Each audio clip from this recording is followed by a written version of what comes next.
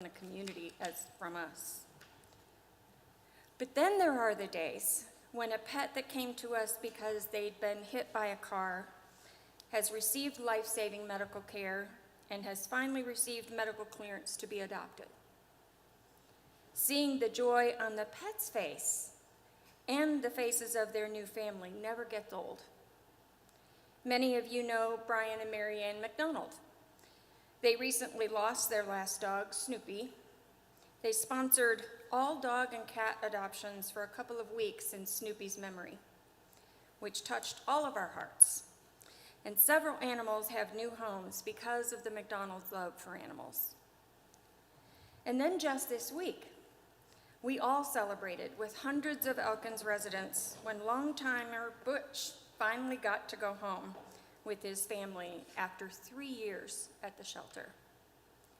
And then, as icing on the cake, Brownie, a beagle mix who has special needs and has been with us for 4 years, also got adopted.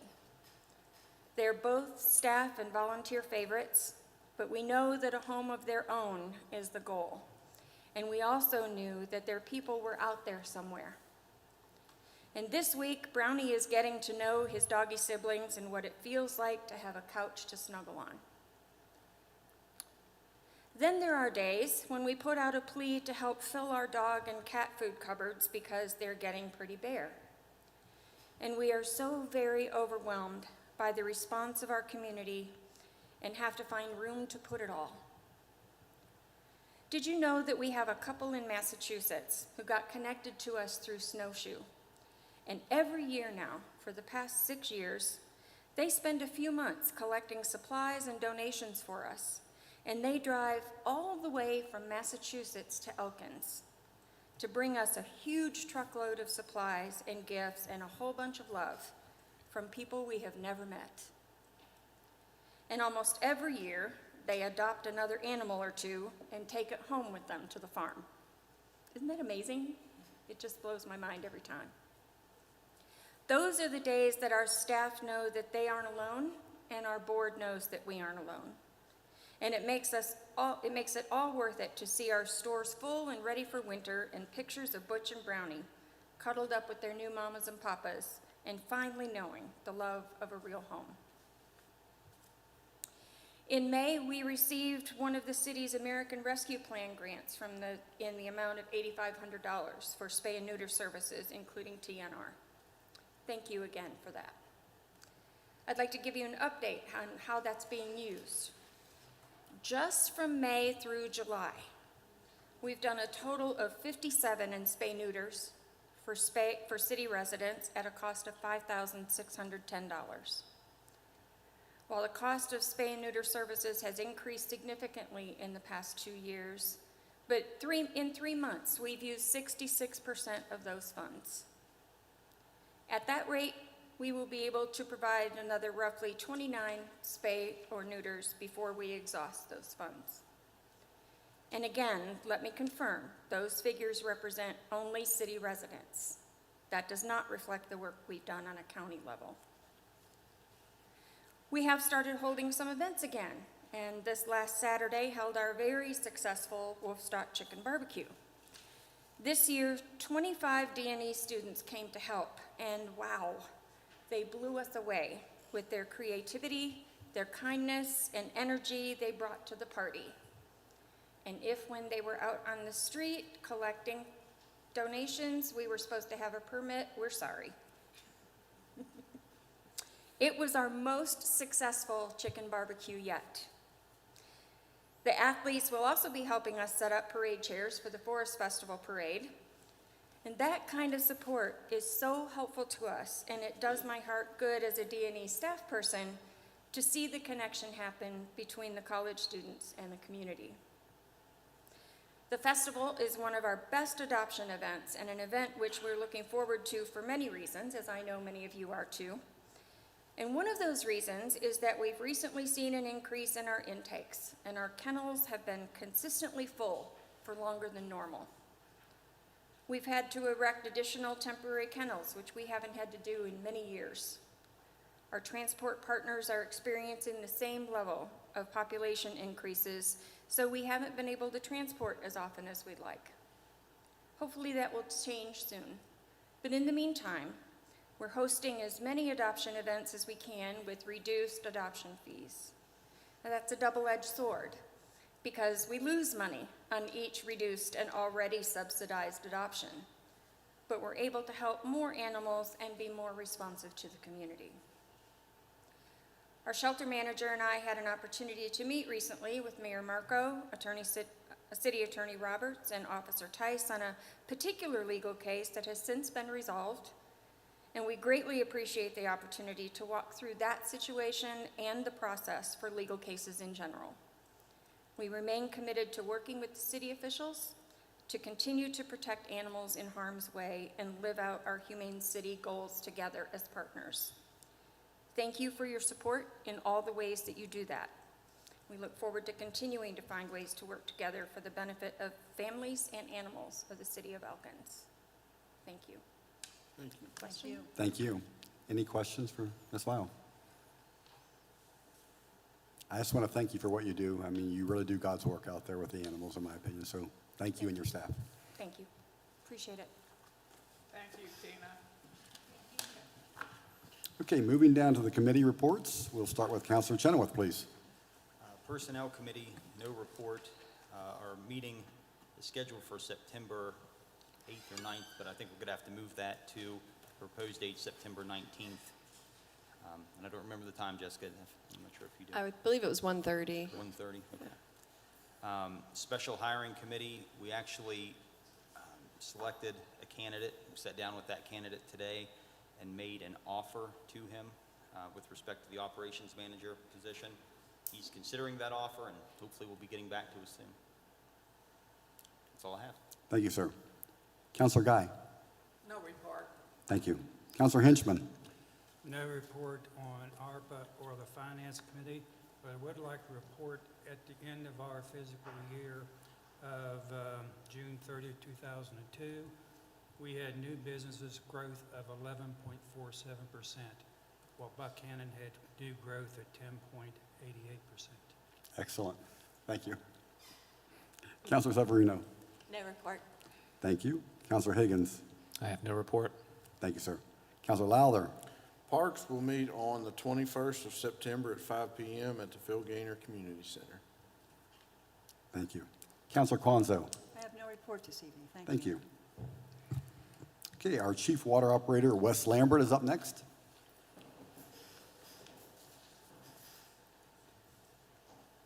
Hello, Wes. Hey, how you doing? Good, thank you.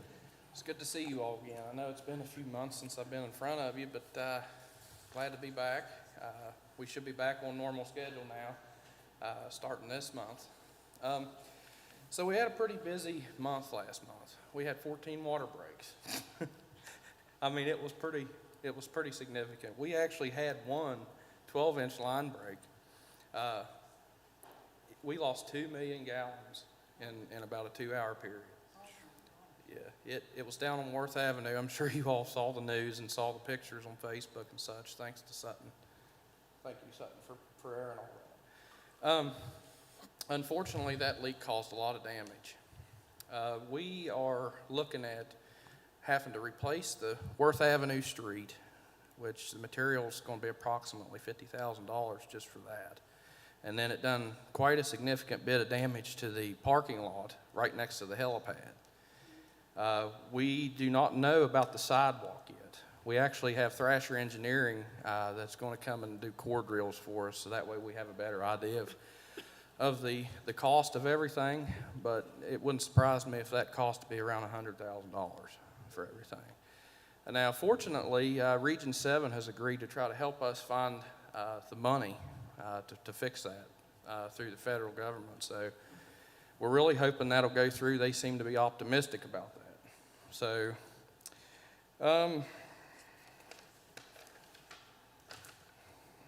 we were able to attend the Rural Water Conference on August the 14th through the 17th. The majority of the guys at distribution and at the plant were able to at least attend one day of that. There was a lot of benefits to this year's meeting. Most of the guys got to do a lot of networking with state officials and with other cities and towns. They were also able to attend classes on the new lead and copper rule that we have to be in compliance on by October 2024. So we all have a better understanding of that now. They were also able to meet with vendors on the new technology and parts that are available now. This industry is always changing. There's always new products out there to help us better give the customers water.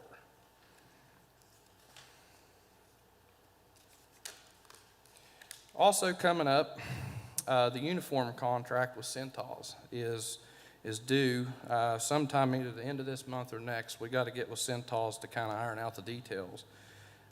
This will affect the water, the sewer, and the operations departments. So myself, Whitney, and Melody are going to get together and iron out the details of what we would like to see going forward in this contract, and then we're going to present it to the boards and the council for your all's approval.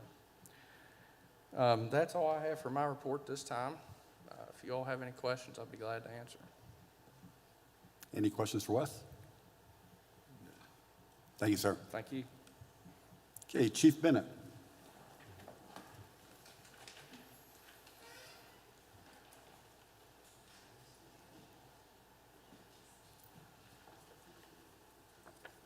Good evening. So in August, the Elkins Police Department responded to 606 calls for service, which resulted in 31 total cases, 24 arrests, and 5 criminal citations. We also issued 35 traffic citations throughout the month. And on top of that, we also worked 32 additional hours of DUI patrol throughout the department for the month of August. Other than that, we're waiting on our body cams to be here in hopefully another 8 weeks or so. We'll be about the target, and everything's going good. Any questions? Thank you, Chief. Ms. Himes.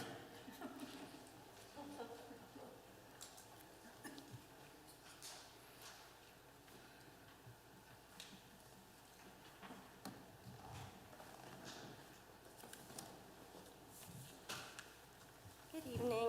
I'll keep this short.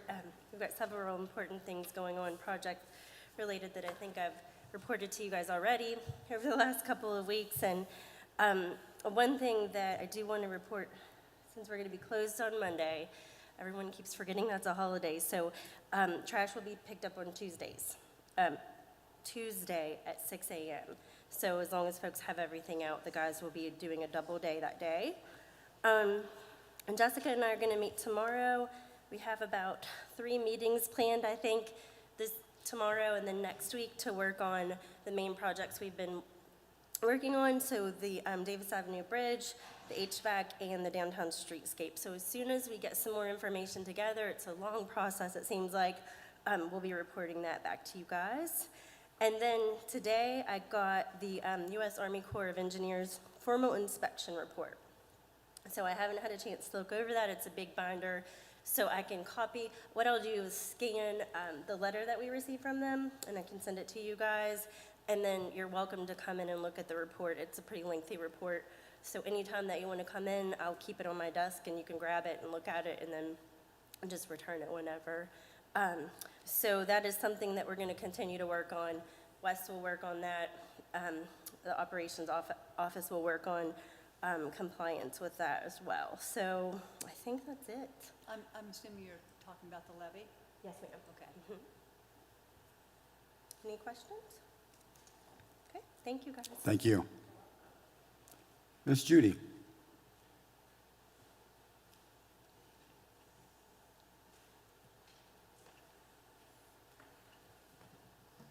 Good evening. I don't have a lot either.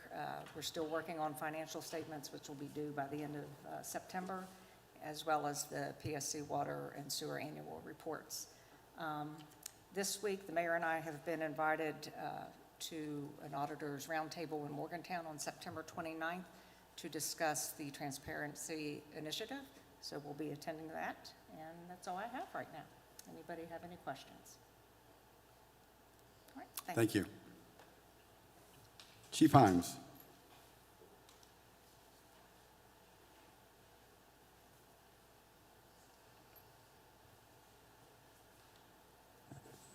equally as brief.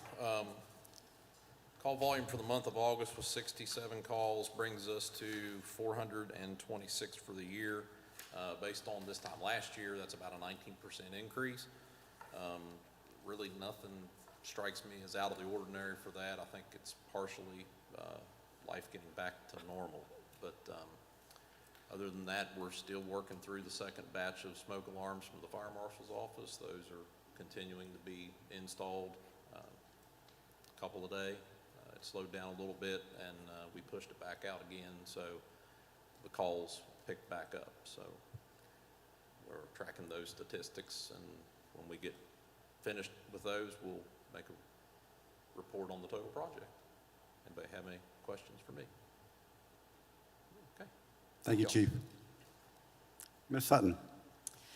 Just a few quick things. I was really pleased.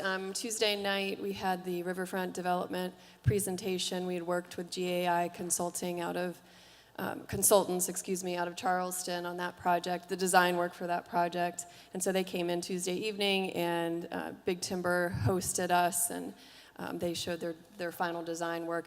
If you weren't able to attend, that will be available on the website. Sutton's working on setting all that up, getting the final designs up there. So the next steps, and it also as a part of that plan, you'll see some suggested phasing and sort of anticipated costs, at least based on today's costs, of what that project would look like in the future. So next steps will just be finding some funding for that and starting to move forward. It's a great plan. They were wonderful to work with. Also, with the Trails Project, we have 2 pending grants right now that we're feeling very positive about. As soon as I hear a little bit more about that, I'll let everybody know. I don't really have anything else right now, unless anybody has any questions. Thank you. Ms. Roberts. Just a few things, thank you, Mayor.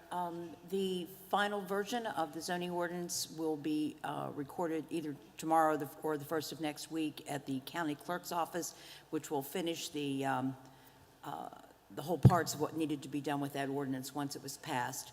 And I don't have any other comments. You have, I believe, 5 ordinances tonight and 3 resolutions, so you may have some questions when those come up, and I'll be happy to address any of those at the time. Thank you. Thank you. Okay, moving down to the approval of the vendor invoice payments. I move we pay the AP. We have a motion on the floor. Any comments or discussion? If none, all those in favor say aye. Aye. Those opposed say no. Motion carries. Okay, down to new business. Ordinance 302, an ordinance to amend and reenact the rates, rules, and regulations for furnishing water services at Elkins and vicinity, Randolph County, West Virginia, by increasing the rates charged. Therefore, this is the first of 2 readings. I'm looking for a motion to accept, please. So moved. We have a motion. Any comments or discussion? If none, all those in favor say aye. Aye. Those opposed, nay. Motion carries.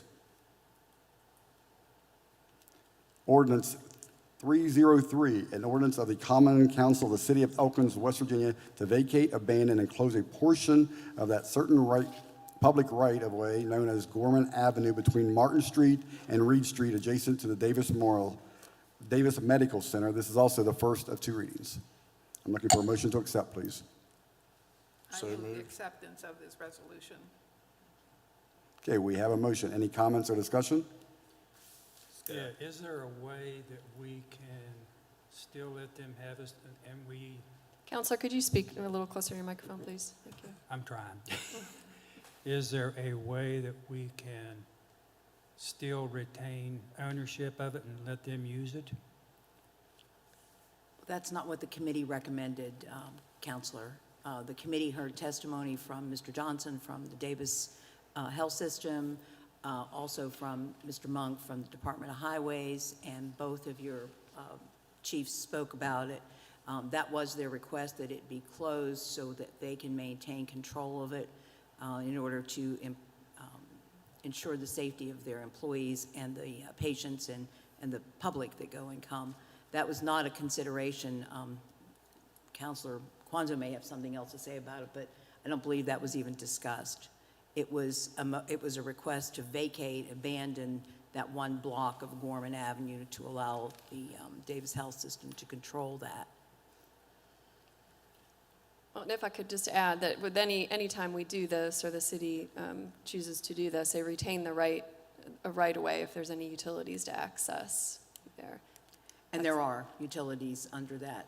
And both Chief Himes and Chief Bennett indicated, and I don't want to speak for them, but said that that won't be a problem. They didn't see any concerns with regarding any public safety issues, and that the hospital is ready to work with the city in any manner with regard to access, if needed, for the utilities. And if this gets passed on the second reading, just like every other time where you've had a public hearing, the recommendations come from the committee. There'll eventually be a quitclaim deed, deeding whatever the rights the city has in that portion of Gorman Avenue to the Davis Health System with, as Jessica pointed out, the reservation of any utility easements. I will just briefly add that I had a conversation with the street supervisor who was in favor of this. So after much discussion in the municipal properties, it seemed like the best way to go for us to relinquish the Gorman Avenue. So this has been on the municipal property radar for a quite some while. time. Mr. Johnson's Before been COVID. to the city Yeah. before So- making a request. Right. So And when- I think the important thing to remember is Mr. Monk from the Department of Highways, one of the concerns I had was, did they see any problem with changing the traffic flow? Because Harrison Avenue, of course, may have impact it, and of course Reed Street that comes down off of Harrison that turns into Worth, which is obviously their right-of-way also, and he indicated he did not see any problem with this vacation of that one block, as far as any impact it would have on their rights-of-way. Would that street just be sort of maintained like they maintain their parking lot in the future? They have a whole plan. They have a plan. If you see attached to the ordinance are the two things that they submitted, they meaning the Davis Health System, as to what they're going to do. They're going to reconfigure their parking lots, do some different things with regard to access to those that can be now done with that block of Gorman Avenue being under their control. There were a lot of safety issues as well in relationship to the street. So opening into the streets, there were several exits, entrances and exits onto Gorman Avenue that are going to be eliminated for safety purposes. You can look at the plan in your packet. I do want to ask something really briefly as well. If anybody knows, to my eye, it looked like if in regard to the utility easements, if we had to dig something up, say, would Davis Medical System be responsible for patching that then? Well, if it's theirs, once the city, if all of this goes through and there's a quitclaim deed, that becomes theirs to deal with as far as that. Gotcha. But there is the reservation in there, so if there is an issue with a water or sewer line, the utilities divisions of the city can go in, and if they have to dig it up to repair it, whatever, but it will be theirs to take care of and maintain, to pave, to plow, all the things you'd have to do with that strip of the Gorman Avenue. Gotcha, thank you. Any other comments or questions? We do have a motion on the floor. So all those in favor say aye. Aye. Those opposed, nay. Motion carries. Ordinance 304, an ordinance of the Common Council of the City of Elkins, West Virginia, to establish a municipal court administrative fee by amending Chapter 37 Municipal Court by adding Section 37.13 administrative fee pursuant to its status as a home rule city. This is also the first of two readings. I'm looking for a motion to accept, please. I move the adoption of ordinance 304. Okay, we have a motion. Any comments or discussion? Just have the city attorney explain the purpose of that ordinance? Yes, I think I sent a memo to all members of council and to several members of the staff. There are three ordinances you're taking up this evening that have come about by the status that the city has as a home rule city. There was a second amendment to the plan that was put together and submitted to the Home Rule Board at the end of last year, and it was taken up this year. So there is no allowance in West Virginia State Code for the municipal court to charge anything like this administrative fee. It is costly to run that court, and everything that supports that court comes out of the general revenues of the city. And our request to the Home Rule Board was we would like to be able to put an administrative fee in, and it will only be charged to those defendants who appear in court who either have been found guilty or plead nolo contendere. Then, as part of the cost that they will pay with the fine and the court costs to get assessed, this will be an additional fee that the municipal court can impose. Of course, as I pointed out in my memo, assessing it is one thing, collecting it's another. Correct. But this will be an opportunity to have some additional funds coming in to help defray the cost of that court. And this is, we've never had anything like this. This is a new thing for the city of Elkins. Any other comments or questions? If none, all those in favor say aye. Aye. Those opposed, nay. Motion carries. Ordinance 305, an ordinance of the Common Council of the City of Elkins, West Virginia, to amend Elkins City Code, Section 37.10, municipal court technology and maintenance fee pursuant to its status as a home rule city, also first of 2 readings. I'm looking for a motion to accept, please. So moved. We have a motion. Any comments or discussion? City Attorney, explain this ordinance as well. Certainly. So in 2017, the city asked to have its home rule plan amended for the first time.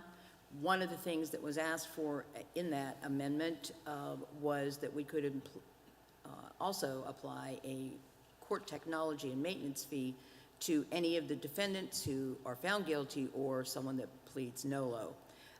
We were given permission in 2017, but it was only for $1 that could be assessed. What this does is allow a $10 fee to be assessed to any of the defendants, as I just explained, that have either been found guilty or plead nolo. Again, there are software and hardware that is used by the municipal court that needs to be updated on a regular basis. And some of it is critical for the court costs that the city has to collect that they do not benefit from. Goes to other state agencies and organizations. So this will help defray the cost of keeping up the technology and replacing anything that would need to be replaced. So now you can assess a $10 fee instead of a $1 fee. Okay, any other comments or discussion? If none, all those in favor say aye. Aye. Those opposed, nay. Motion carries.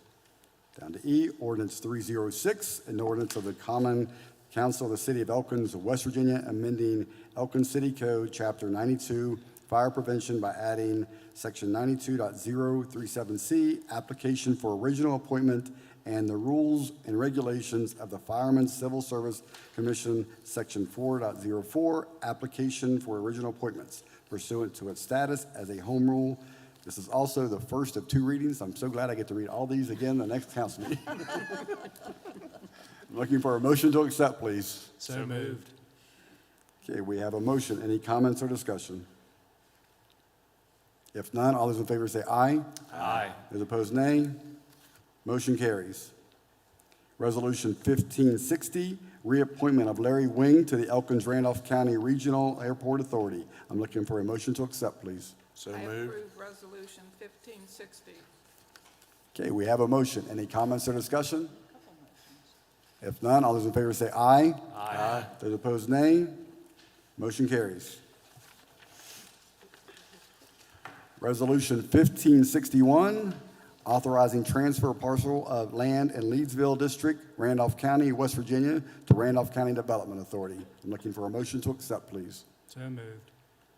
We have a motion. Any comments or discussion? Explain the purpose of this resolution. So if you'll recall, recently, the Randolph County Development Authority purchased a tract of land, 74-plus acres, that was owned by the Oddfellows.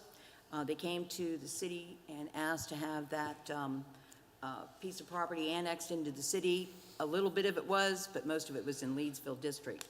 There was a abandoned railroad right-of-way that the city got transferred to it in October of 1949 from the Coal and Coke Railroad that operated at that time.